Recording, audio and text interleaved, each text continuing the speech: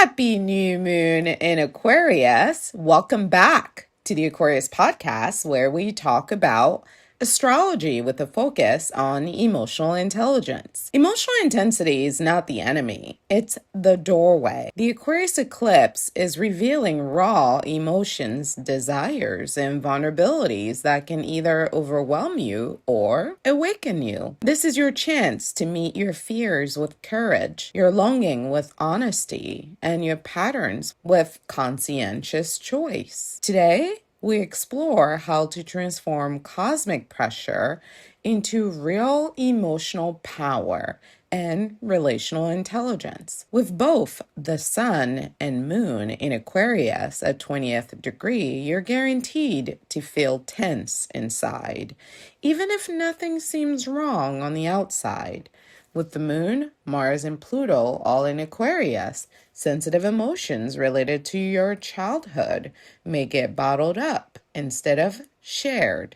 For example, you might get a short text from a friend and read onto it what wasn't said, and suddenly you feel rejected, defensive. You want to shut down, even if the message isn't a big deal at face value. You might feel a strong urge to act, make a decision, confront someone, pull back, or try to take control, even if you're not sure what you're really feeling or what you're responding to. This sense of emotional pressure and urgency is a sign that something inside you needs your attention. Emotionally, this can bring up issues around power and safety, old habits like withdrawing, racing thoughts, or keeping your feelings to yourself might show up without you even realizing it. You might think you're being logical, but your body could be tense, like having a tight jaw or a shallow breath. These physical signs often go along with feeling irritable, numb, or even very sure of yourself. But there are usually ways to protect yourself. If you notice these body signals early, you can start to work with your emotions before they overwhelm you. Relationally, dynamics around autonomy and influence might intensify this transit. You may feel either invaded by other people's expectations or compelled to assert your independence abruptly. There can be some projection onto authority figures or partners or groups, attributing control, fear, threat, or judgment to others that mirrors our internal fear of being overwhelmed or of feeling exposed. To foster courageous self-reflection in these relationships, it's important to use I statements. As an example, I notice that I am blaming you when I run out of time. By modeling this vulnerability of owning our emotions, we own our projections in real time, and we can turn theory into practice and normalize the experience via introspection. For Aquarius, everything happens within. This emotional transit is encouraging you to focus on calming your nervous system and understanding yourself before trying to make big changes out there. It's about embodying what it is that you need. It's about becoming the solution to your problem.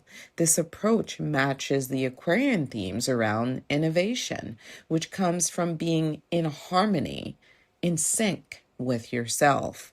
By connecting this practice to zodiac sign Aquarius, we see how awareness can lead to real transformation. Ask yourself, what emotion am I managing instead of feeling? What am I resisting because it threatens my sense of control or my identity? Where am I projecting fear, anger, or desire rather than owning it internally? This is a chance to break old habits by being aware of them. If you stay with your discomfort instead of pushing it away or acting on it right away, you make room for real, lasting change. Now let's get into the aspects associated with this moon transit, as well as the emotional and cognitive drivers. The moon is conjunct the sun exactly at 28 degrees. When the moon merges with the sun, instincts and will collide. The masculine and the feminine are colliding. This feels like being stuck inside your own emotional storm. There's no space, no observer, It's just you and your feelings completely merged together as one. If you feel fear, you aren't just afraid, you become it. If you feel anger, you become anger. This can make you panic about your identity. If I feel this strongly, what does this say about me? Some of the raw triggers associated with this transit are going to be the fear of being wrong, being broken, of being unstable. What's hiding inside of this fear is brutal honesty. The brutal honesty strips away the false motivations and it exposes what you actually want, even if you don't like it yet. Ask yourself, what am I afraid this feeling says about who I am? Next, the moon is also conjunct Pluto. This goes deep down to our core. Old wounds don't give warnings, they just erupt. You might feel emotionally trapped, obsessed, or overwhelmed by memories of the past, resentment, grief that you thought you moved past. All of a sudden, it's all right there. It can feel like you're descending into the underworld where this intense journey is isolating you from the rest of the population and it feels endless. Yet, this journey is serving to ground you in profound transformation. The urge here is going to be to shut down, to control, to become emotionally hardened because being vulnerable feels risky. However, this eventual return to the surface, which leads this Pluto journey, is about embracing this darkness. Embracing it leads to renewal, to a deeper understanding of your inner emotional landscape. The fear of being overpowered by your emotion is an illusion. Emotional truths are the only ones that free us from repeating the same emotional patterns. So notice where the story that you're experiencing right now has replayed before. What shifts when you see it clearly for what it is? Ask yourself, what pain am I trying to dominate instead of feeling? The moon is also conjunct Mars, the planet of aggression. This is a kind of emotional irritation that burns. Anger here comes up quickly and sharply and sometimes more strongly than the situation warrants. You might snap, shut people out in your mind, or feel ready to explode just to let off some steam. Anger can feel safer than admitting that you are scared or hurt. Yet, distinguishing between anger that protects and anger that punishes can guide you towards more productive actions. Healthy anger sets boundaries and asserts your needs, while reactive flare ups often lead to emotional explosions, exacerbating conflict rather than resolving them. The raw trigger here is around feeling powerless, feeling small, feeling emotionally exposed and diminished. The gift that's hiding inside of this fear is courage, the courage to protect your emotional boundaries clearly and cleanly. The moon is also square Uranus, who is the ruling planet of Aquarius, right along with Saturn. This feels like emotional whiplash. One moment you want to feel connected, the next moment you want to leave. You may feel trapped by expectations, desperately trying to get away from feeling trapped by other people's realities.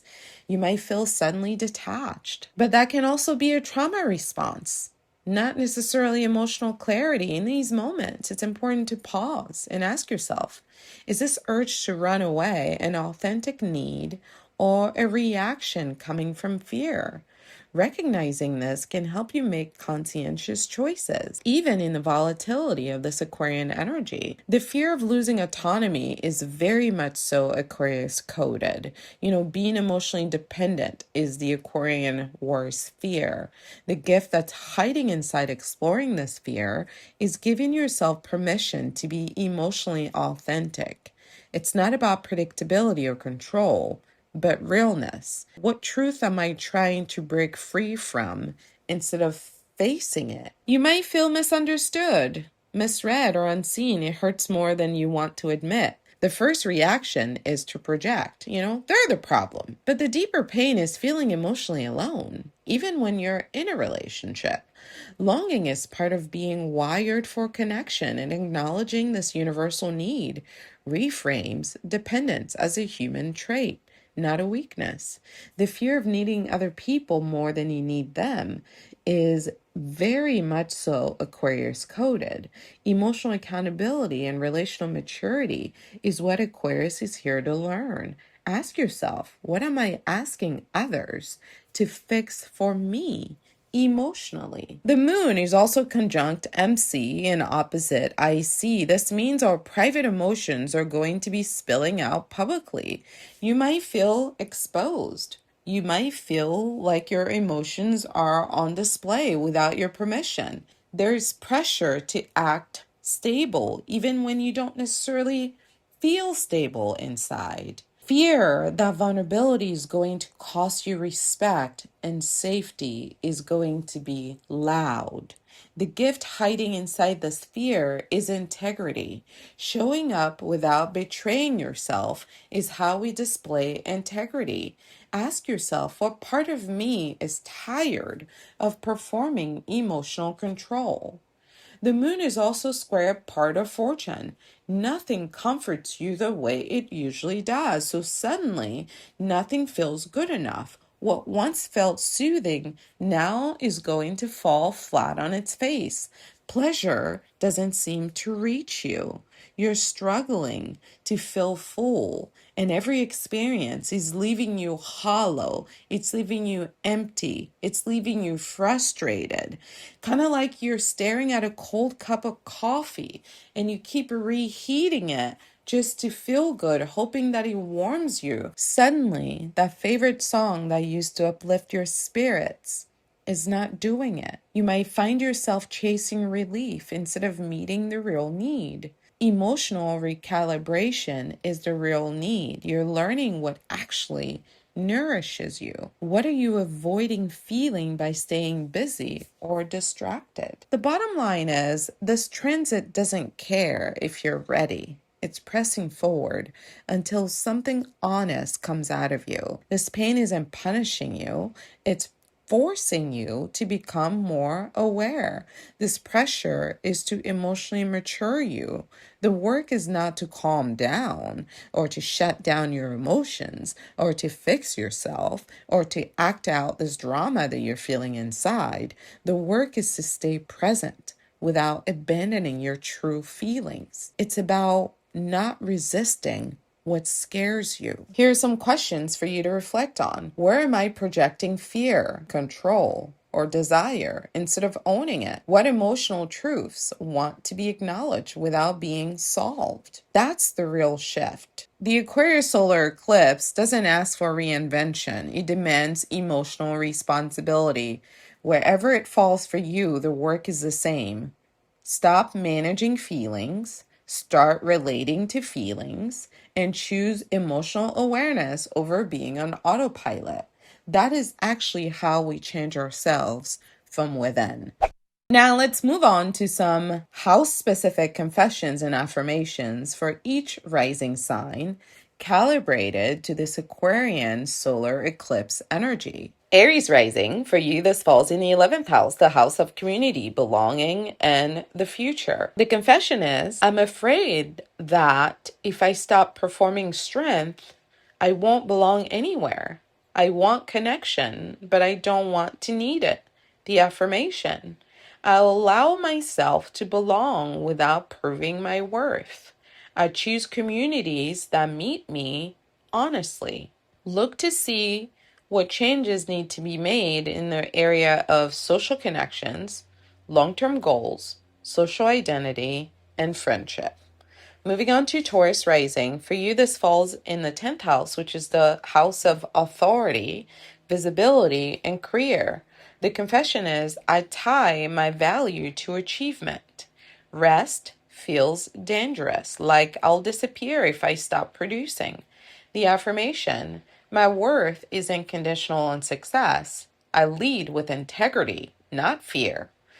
The house focus for you, the direction your career is taking, your reputation, your relationship to authority figures in your life. Gemini rising, for you, this falls in the ninth house. This is the house of our belief systems, spirituality, meaning, perspective, and travel. The confession is, I hide behind ideas so I don't have to feel uncertainty. I'm scared. I don't actually know what I believe. The affirmation, my beliefs evolve. Curiosity is safer than false certainty. The area for you to focus on are your worldview. Your education is a time for you to go back to school, truth seeking, and purpose. Moving on to Cancer rising. Cancer, for you, this falls in the eighth house. The eighth house is the house of intimacy, power, and emotional bonds. The confession is, I crave closeness but fear losing control. I guard myself even when I want to be held. The affirmation, I allow intimacy without erasure. Vulnerability doesn't equal danger. The house for you to focus this on is around trauma. It's time for you to look at your finances and shared resources. It's about emotional merging and what it looks like to build trust authentically. Okay, moving on to Leo rising. For you, this falls in the seventh house, the house of partnership and marrying. The confession is, I look for myself in other people. When relationships fall apart, it makes me question my worth. The affirmation, I meet others as equals, not mirrors of my value. I stay connected to myself in relationships. It's important for you to apply these principles to your romantic relationships, business relationships, as well as relational dynamics overall. Partnership is not about marrying, but about respect. Okay? Virgo rising, for you, this falls in the sixth house, which is the house of health, work, and self regulation. The confession is, I manage everything to avoid feeling out of control. Slowing down makes me feel anxious. The affirmation, I listen to my body instead of overriding it. Care is not weakness. The focus is your daily habits, your routine, your work-life balance, your mental health, and your schedule. Libra rising, for you, this falls in the fifth house, the house of joy, creativity, and self-expression. The confession, I censor my joy so I won't be judged. I'm scared to want what I want openly. The affirmation, I allow pleasure without justification. My joy does not need permission. The house for you to focus on are your romance, your creativity, your play, pleasure, and emotional authenticity. Scorpio rising, for you, this falls in the fourth house, which is the house of the home, of roots, of inner security. The confession is, I don't feel safe resting. I stay emotionally vigilant even when I'm at home. The affirmation, I create safety internally, not through control. I allow myself to soften within. The areas for you to focus on are your family patterns, your emotional foundation, and your inner life, your emotional world. Sagittarius rising, for you, this falls in the third house, which is the house of communication, mental habits, and voice control. The confession is, I talk about my feelings instead of naming them. I fear being misunderstood. The affirmation, I speak clearly and listen deeply. My voice deserves to take space. It's time for you to focus on your boundaries in relationships when it comes to communication, your boundaries with thought patterns, as well as how you communicate and how you allow others to communicate with you. Okay? Capricorn rising, for you, this falls in the second house. This is the house of self-worth, the house of money, the house of resources and valuables. The confession is, I equate security with control. I'm afraid of not being enough if I don't have enough proof of my worth. The affirmation, my value is intrinsic. I build stability without self-punishment. It's time for you to take a look at your money management skills, your self-esteem and how you develop it, as well as your sense of emotional security, routines that you create to sustain it. Moving on to Aquarius rising, for you this falls in the first house, which is the house of identity, embodiment, ego, and self-worth. The confession is, I distance from my emotions to feel safe. I don't always know who I am without detachment. The affirmation, I allow myself to be seen as I am, not just understood. The house for you to focus on are your appearance, your emotional presence, your self definition, as well as your identity formation. Lastly, Pisces rising, for you, this falls in the 12th house. This is the house of karma, the house of endings, emotional releases, and the unconscious mind. The confession is, I disappear into others' needs. I avoid my pain by dissolving. The affirmation, I stay present with myself. Boundaries are an act of compassion. The areas of life for you to focus on are your healing cycles, your unconscious patterns in relationships, as well as your ability to give yourself the gift of closure. Now let's move on to some emotionally precise regulation tools for each of the air signs. Well, since we're talking about air signs, I should call them psychological regulation tools because the heart for the air signs is actually inside the brain. So starting with Gemini, let's try the Contain the Spiral tool. The primary dysregulation pattern for zodiac sign Gemini is mental looping, over talking, emotionally scattered, nervous agitation.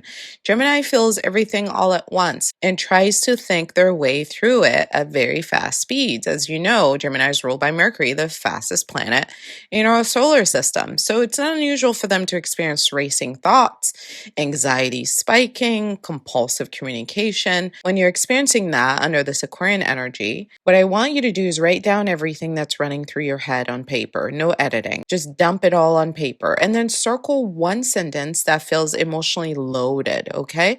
And then you're going to complete the sentence out loud. The one thing that matters emotionally right now is, and you're going to put whatever the blank is. As an example, I'm dumping on this piece of paper about my diet, how I'm not staying on top of it, and I'm frustrated. I'm going to circle the one thing, which is maybe perhaps I purchased some groceries and instead of cooking it, I ordered out and ate something unhealthy again, and now I'm frustrated. So I'm going to write the one thing that matters emotionally right now is getting back on schedule. And then stop. No analysis, no fixing. Gemini calms down when their mind is given one focus, one channel. This reduces this feeling of overwhelm. You can't fix all the problems, but you can restore your nervous system coherence by focusing on just one problem. You don't need to understand everything to feel okay. You just need to pick one problem and identify what the next step is on that sequence of thoughts instead of just spiraling with a million thoughts going around without direction. For Libra, we're going to try the Reclaim the Self tool. Zodiac sign Libra primarily struggles with dysregulation related to people pleasing, emotional abandonment, indecision fueled by relational anxiety, meaning if I pick the wrong thing, I'm going to make you upset. And I like you. I don't want to make you upset. So I don't want to make a decision. Whenever you find yourself in this loop, it's important to recognize what's underneath it. And it's really relational confusion. You don't know where you stand with the other person. Resentment. Maybe there's some things you need to say. Indecision. You're not able to put your finger on what's going on and you can't make a decision. As a result of that, you feel guilty. One tool that's really helpful for Libra is to get a piece of paper, write 2 columns down. On one column, we're going to go with what I want. And in the other column, we're going to write what I feel. Okay? Read only the second column out loud, the what I feel column. Okay?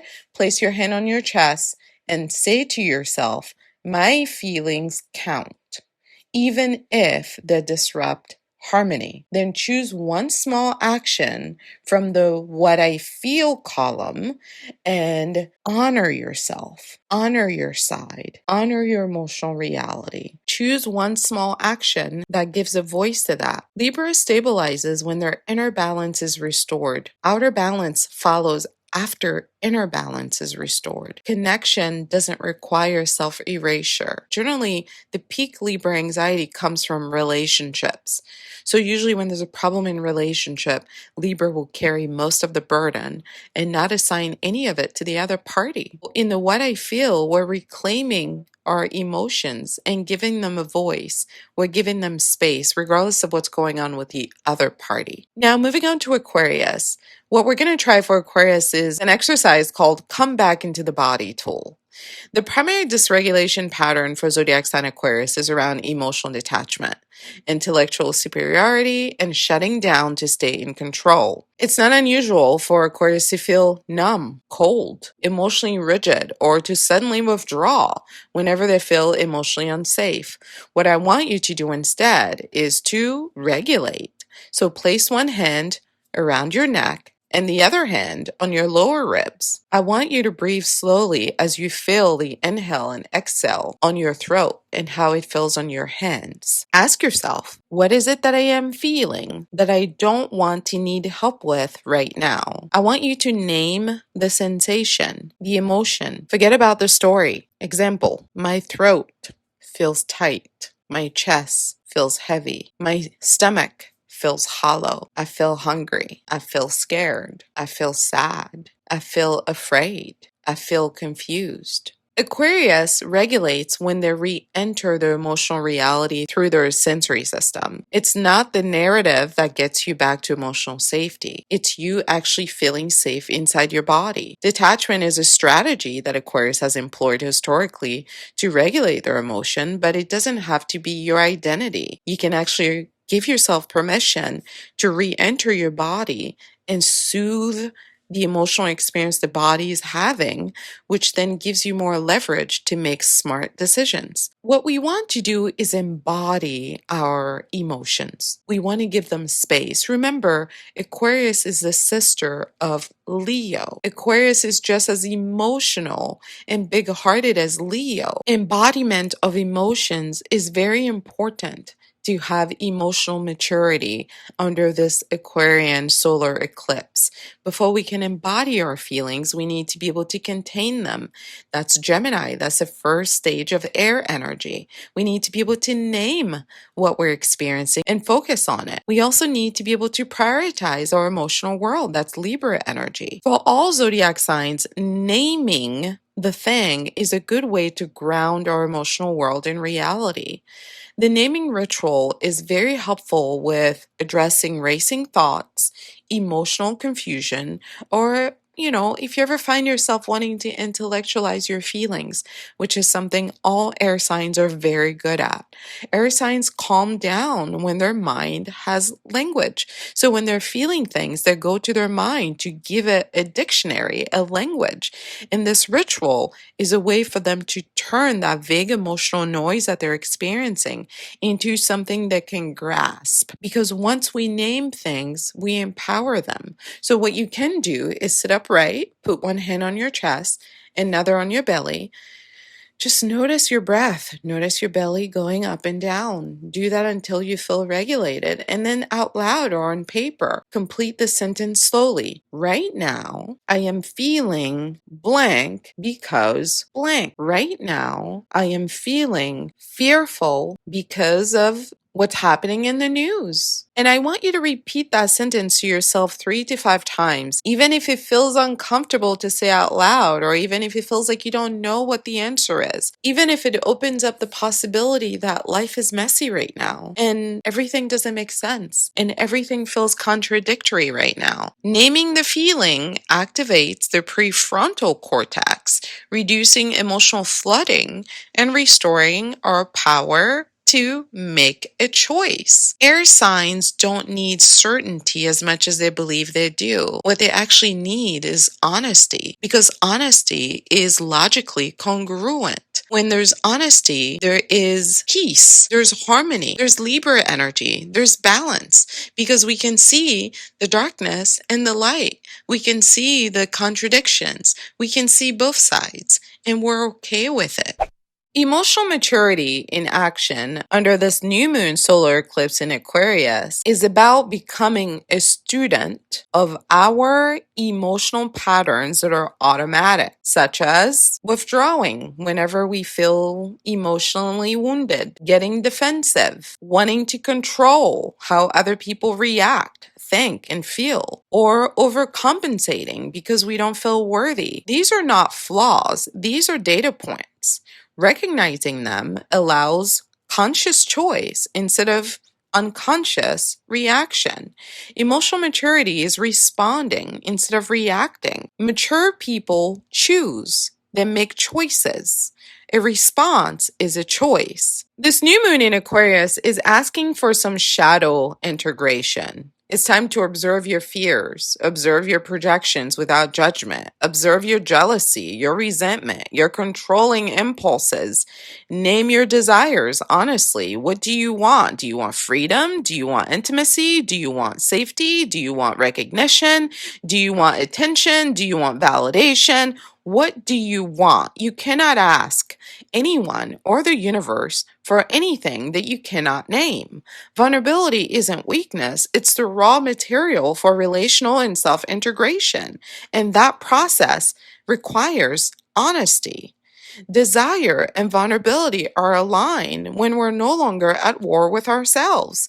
Emotional longing or restlessness signal tells us that our needs are not being met.